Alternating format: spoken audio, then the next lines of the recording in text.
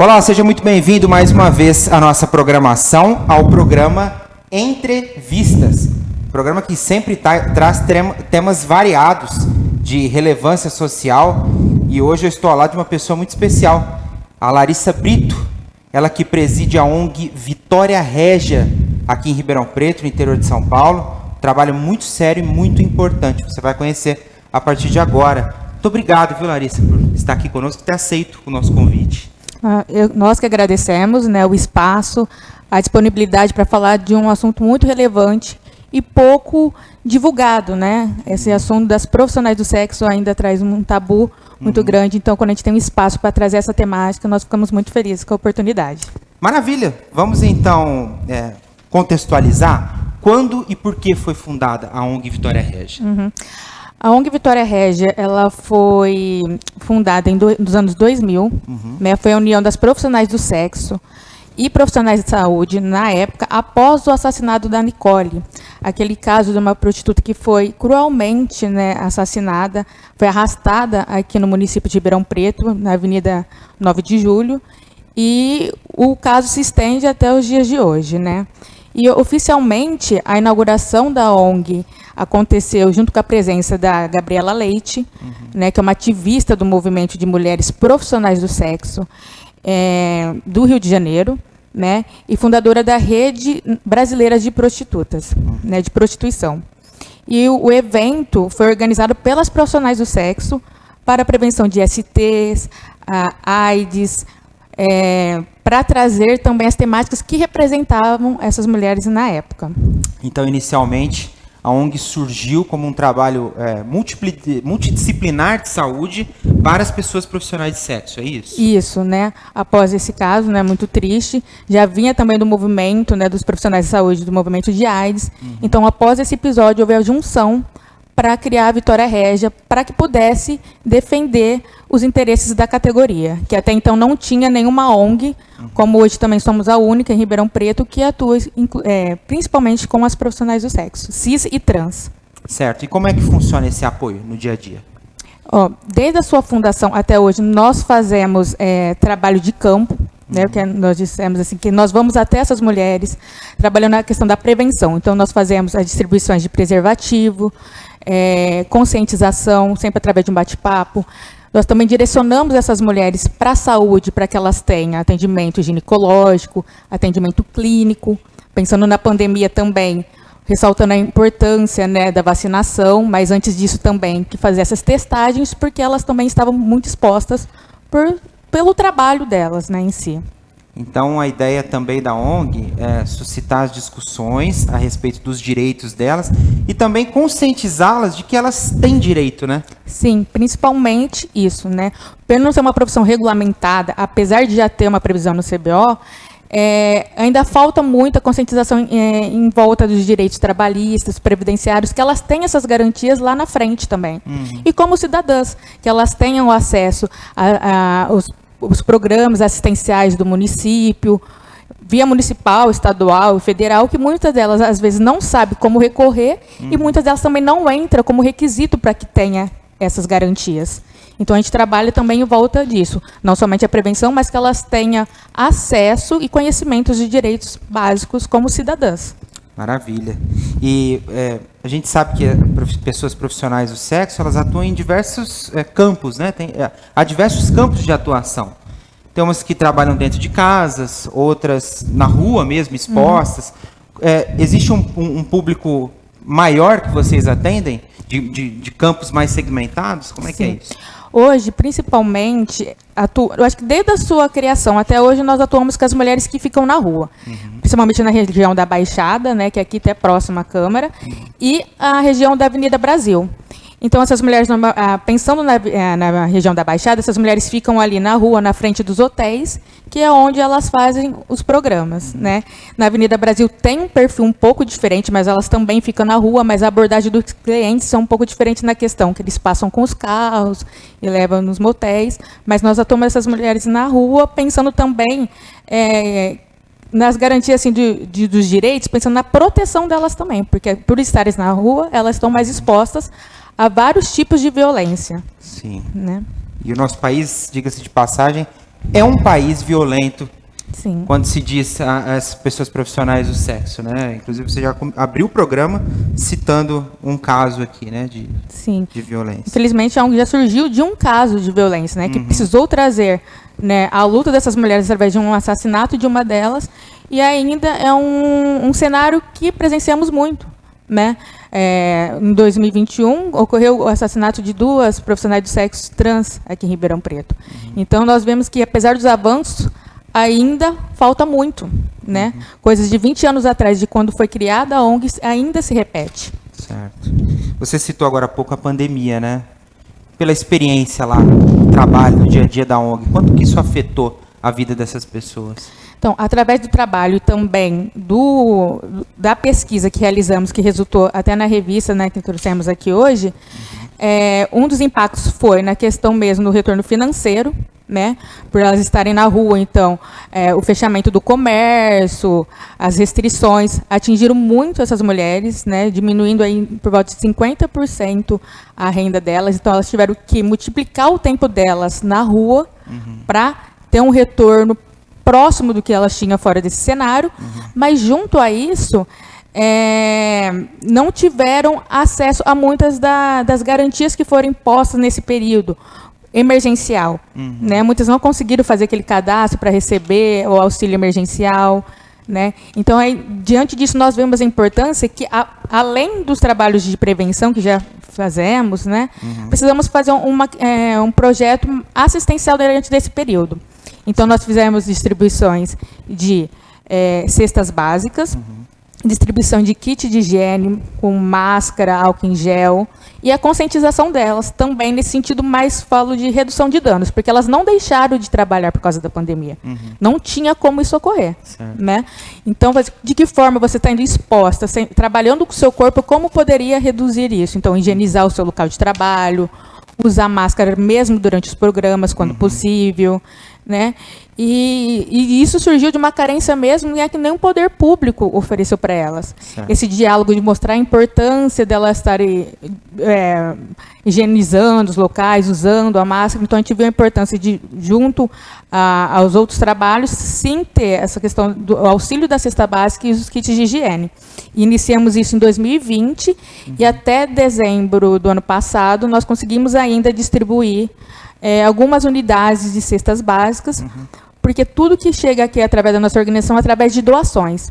Então, através de parcerias com algumas empresas, ou mobilização mesmo até da universidade, né, que é grande parceiros nossos, a gente conseguiu viabilizar essas ações durante a pandemia.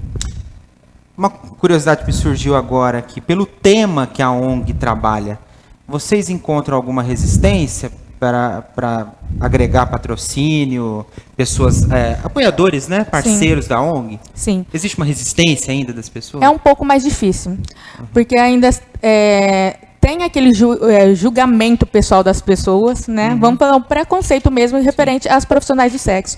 Muito que a gente ouve, e elas também, não, por que você está se prostituindo que você pode fazer outra coisa? Mas a discussão vai muito além disso. Eu acho que assim, essas mulheres existem, a profissão delas são essas, então a gente tem que pensar. Se elas estão lá, elas têm que ter garantias. Né? Então, através desse estigma que tem em cima dessa discussão, né, das profissionais de sexo, tem um pouco mais de dificuldade mesmo de apoio, né? Porque às vezes como a pessoa vai atrelar ali a empresa, alguma coisa, as profissionais de sexo, as prostitutas, né? Mas a gente pensar que a gente não está fortalecendo a prostituição, então a dignidade dessas mulheres, né? Para que elas tenham opção, caso queiras ter outra opção de trabalho. A gente trata do respeito, né? Do respeito. E pensar que junto delas não vem só a questão da prostituição ali em si, né? A gente fala de prevenção. Essas mulheres têm família, têm filhos. Sim. Então a discussão é muito mais abrangente. Muito mais aprofundada. Muito, né? Então vai muito além. E vai também, as dificuldades que vocês encontram provavelmente vão também da hipocrisia, né, que é a sociedade, né? Sim. Porque muitas das pessoas que, de repente, são até convidadas a serem parceiras, elas consomem o trabalho dessas profissionais, mas não têm coragem de se associar ali no mundo profissional, porque acha que é um submundo, né? Sim, e pensando que muito dos clientes dela normalmente é homens héteros, casados, e procura, né, ali o trabalho delas para isso, tanto as mulheres cis como as mulheres trans. E pensando nas mulheres trans, ainda elas sofrem ainda mais, né? Porque sofrem por causa da profissão e por causa de ser uma mulher trans. Ainda tem esse preconceito ali, né? Da homofobia, da transfobia muito grande. Sim. Você falou em mulheres cis. O que é isso? Só para quem não então, está inteirado. A mulher cisgênero, ali, quando você se identifica, ali, a mulher se identifica como mulher, né? A mulher trans, né? Ela fez essa... um homem que se vê uma mulher trans, né? Que hoje, como aumentou muito as siglas, as pessoas normalmente ficam muito confusas. Certo. Mas eu acho que as pessoas falam, acaba complicando, mas eu acho que precisa pontuar mesmo para conseguir trazer as discussões. Porque não dá para a gente falar de uma forma genérica a pluralidade que a gente pensa até de mulheres. Isso vai além, né? Que hoje fala mulheres que menstruam, as mulheres que não, por causa disso, né? Mulheres trans não menstruam, as mulheres sim, e só vai abrangindo a conversa. Certo. E já que a ONG atua muito na área da saúde, né, vamos falar um pouquinho de HIV. Vamos trazer os dados aqui. Alguns dados da Organização das Nações Unidas apontaram para a existência atualmente em todo o mundo de 38 milhões de pessoas vivendo com HIV/AIDS. Atualmente no Brasil existem 920 mil, quer dizer, quase 1 milhão de pessoas no Brasil, se esses dados estiverem corretos, que eu acredito que estão, vivendo com HIV no Brasil. É bastante gente. Como é que dá a relação dessas profissionais no trabalho delas? O que você ouve ali na ONG? O que a gente identifica, pelo menos as mulheres que a gente acompanha, elas fazem um acompanhamento pensando nos STs HIV periodicamente, né? Então elas sabem assim, se ocorre de estourar a camisinha, de fazer a testagem, ela já tem essa conscientização. Mas a gente vê a carência de programas informativos em volta da prevenção. Eu acho que esse aumento de dados demonstra que falta um projeto, né, que já teve, acho que uns tempos, né, da questão da prevenção, do uso do preservativo, que acho que hoje é o mais eficaz, né, mesmo que a gente tenha outras opções hoje, PrEP, PEP, pensando nas mulheres, tem os métodos contraceptivos, pensando na gravidez, né, não somente no HIV, mas o preservativo ainda é o principal meio de proteção. E a gente não vê mais isso sendo divulgado, nem nas TV, né, que antes ainda tinha algumas campanhas, principalmente durante Carnaval, e hoje a gente não enxerga mais esse movimento. Então, acho que esse aumento se tem pela falta de programas informativos em volta da temática. Agora, pensando nessas mulheres, precisa também intensificar, né, esse diálogo, mostrando a importância do autocuidado, de se fazer testagens. Hoje, o SUS disponibiliza, por exemplo, o autoteste de HIV, né, que você pode pegar nos centros de testagens. Aqui em Ribeirão existe, se não me engano, uns 5 centros de testagens, né?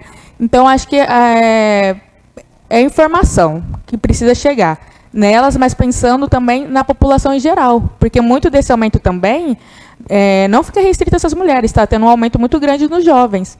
Então, os jovens estão se relacionando, estão tendo relações sexuais e não está sendo conversado sobre isso. Certo. E aí tende a ter um aumento, né? Ou não baixarem os índices, né? Sim. Nas pesquisas que eu fiz sobre a ONG, antes do programa, eu observei que, no início da ONG, o viés era bem mais voltado mesmo para a parte da saúde das profissionais do sexo, mas depois a ONG foi tomando uma outra direção também, para o público LGBTQIA+. Como que foi essa transformação? Ou percebeu-se ali durante os trabalhos que era importante também dar voz a essas pessoas? Eu acho, normalmente, pelo tempo que nós estamos também, acho que expandiu naturalmente essa atuação. Porque muitas dessas mulheres, elas são LGBTs. Tem as mulheres que são bissexuais, nós trabalhamos com as pessoas trans. Então, juntamente com a nossa atuação, já veio mais essa pauta. Né? Igual nós já tivemos alguns avanços, como a criminalização da homofobia, da transfobia, mas falta efetivação.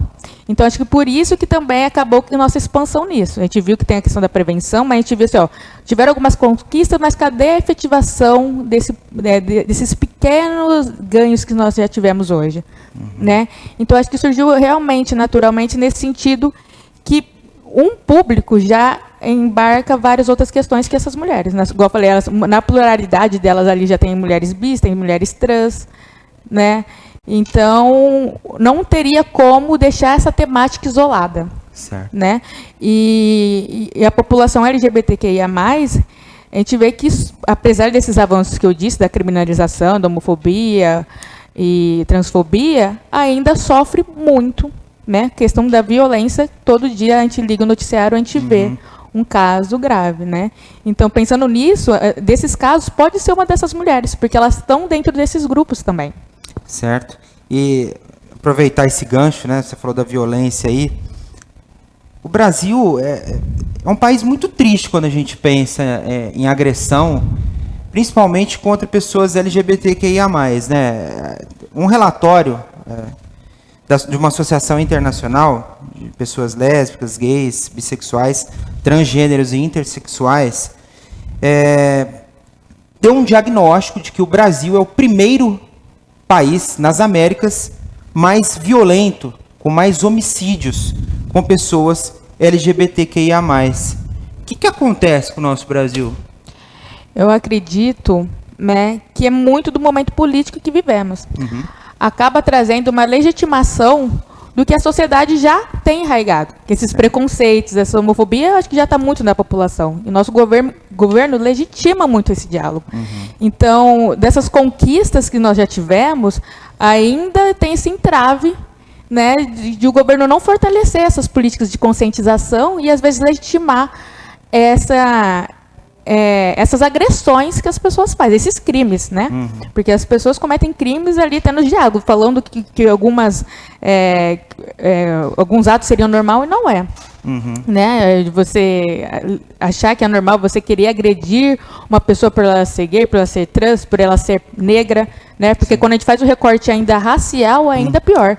Se a pessoa é LGBTQIA+, e ainda é negra, esse corpo ainda está exposto a ainda mais um tipo de violência, né? Então, eu acredito que o momento político está legitimando muito dessas violências. Por isso, nós, como sociedade civil, precisamos se unir e engajar, fortalecer já trabalhos já existentes. Sim. Não só a Vitória Régia, né, que trabalha com as profissionais de sexo. Aqui em Ribeirão tem outros grupos que trabalham com a população LGBT, trabalham com a população negra. E isso no estado de São Paulo inteiro, no nível Brasil, fortalecer esses trabalhos para que te ganhe força. Sim. E mostre no outro viés que isso não é certo, né? E conscientizar as pessoas. Eu acho que ainda é a educação, o diálogo, que a gente pode mudar esse cenário, né? Trabalhar os jovens para que eles já tenham um outro olhar e às vezes leve isso para dentro de casa e desconstrua, né? Tentar desconstruir esse preconceito que está muito forte ainda dentro das pessoas. E só lembrando que para você conseguir avanços nessas áreas, vai muitos anos. Mas para retroceder, basta 4 anos de governo retrógrado. Então a gente tem que tomar muito cuidado na hora de escolher um representante, né? Muito cuidado. Porque é ridículo, desculpa a palavra, mas é ridículo quando você olha índices de violência contra pessoas LGBTQIA+, violências contra pessoas negras, e vê o Brasil encabeçando essas listas. Sim. É muito triste. Por isso a gente tem trazido sempre aqui no programa esse tema, porque não é possível a gente continuar com esses índices, não é, Larissa? Não, é inadmissível, gente. É inadmissível, né? Nos dias de hoje a gente ainda precisar estar brigando por isso, um direito básico, um direito de existência, né? As pessoas estão lutando para sobreviver, para conseguir sair de casa e voltar vivas, né? Então, isso que é importante, a gente precisa pensar muito além na hora de escolher um governante ali que represente. Não é individual, tem que pensar na sociedade, né? E muito além de simpatias políticas, a gente tem que pensar no global, gente, pensar como sociedade, o que vai trazer, né, para as pessoas que estão vindo agora, que têm ainda a vida toda pela frente, pensando que a expectativa de vida de uma pessoa trans é de 35 anos. Eu tenho 31. Pensa, então, alguma coisa não tá, a conta não está fechando, alguma coisa está errada nisso. Você falou dos 35 anos, né, da expectativa de vida dessas pessoas. Eu até ia citar isso, porque segundo a Rede Trans Brasil, a cada 26 horas aproximadamente, uma pessoa trans é assassinada no Brasil. educação é a saída? Você já até tocou nesse tema, né? Eu acho que escolher representantes é importante, que vão contra essa maré de violência que a gente está. E também educação nas bases, né? Ensinar a molecada aí de que tem que ter respeito, não importa quem seja, todo ser humano merece o respeito. Não né? desistir dos jovens, né? Que eles ainda têm a força para mudar o cenário do nosso país. Então, acho que é exatamente o que você falou. A educação é importante, a base é importante. Pensar nos nossos governantes, né, em todos os níveis, municipal, estadual e federal, gente.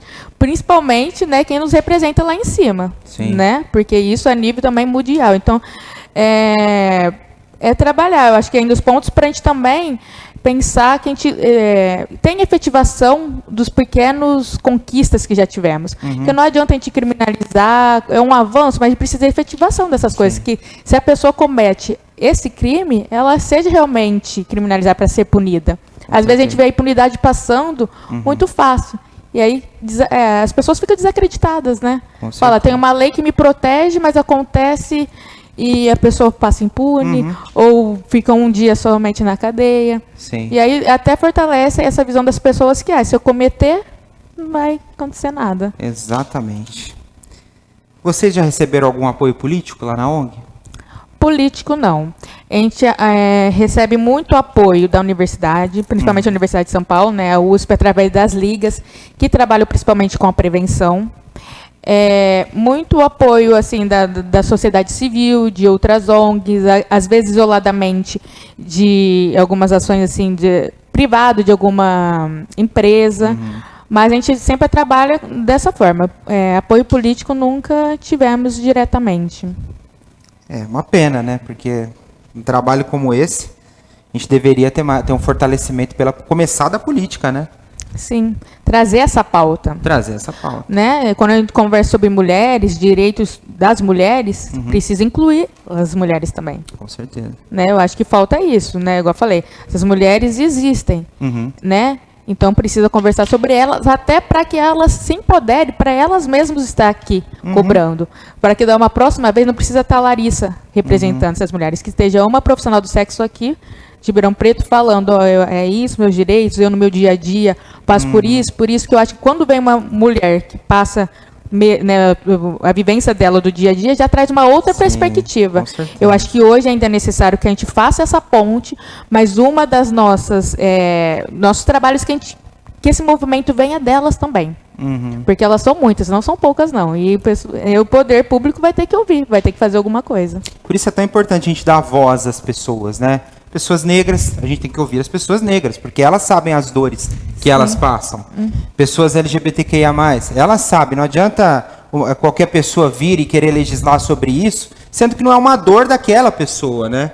Fica muito vago isso, né? Sim, eu acho que é importante o fortalecimento de um modo geral, né, em todos os tipos de pautas, né? Eu acho que quanto mais pessoas somem, acho que é importante, mas eu acho que tem determinadas dores, determinadas lutas que quando a pessoa está no lugar dela de fala, traz a perspectiva diferente. Com certeza. Né? Bom, você está conhecendo aí o trabalho da ONG Vitória Régia, trabalho sério, uma mulher séria está aqui, presidindo esse trabalho. E vamos lá, Larissa, vamos passar os contatos da ONG aí para quem quiser, de repente, se unir a esse trabalho, ajudar o trabalho, ou tiver necessitado e precisando desse trabalho, dessa força, como é que faz? Hoje nós temos um número de telefone que também é o WhatsApp, né, que para parcerias e também mulheres que estão precisando do nosso apoio de alguma forma. O telefone está na tela, mas é o 16 99638 7064. Também tem nosso Instagram, que nós divulgamos nossos projetos, nossas ações. Estamos falando um pouco mais desse projeto, né, que foi um projeto muito legal, que nós tivemos um financiamento da Universidade de Bristol, do Reino Unido, que queria saber o contexto das profissionais do sexo no Brasil na pandemia. Né, então, eles deram essa visibilidade. Né, precisou vir de fora, às vezes, essa visibilidade. Então, lá a gente fala um pouquinho mais também desse projeto. E também tem o acesso, né, tem o físico aqui, mas a gente tem a versão digital no nosso site. Então, o nosso Instagram é @ONGVitoriaRégia, né, e o nosso site é www.ongvitoriaregia.org. Maravilha, muito obrigado por sua presença aqui conosco. Mais uma vez quero agradecer ter aceito o nosso convite. É um tema muito importante que a gente tem que explorar cada vez mais para dar dignidade para essas pessoas que merecem todo o nosso respeito, não é? Nós que agradecemos novamente o convite e estamos à disposição, né, tanto para parcerias, para um bate-papo, pode contar sempre conosco. É isso aí, ONG Vitória Régia. Se você tem interesse, procura saber mais, o trabalho é bem sério. Você que esteve conosco, muito obrigado por sua presença. Fique conosco na programação, um grande abraço.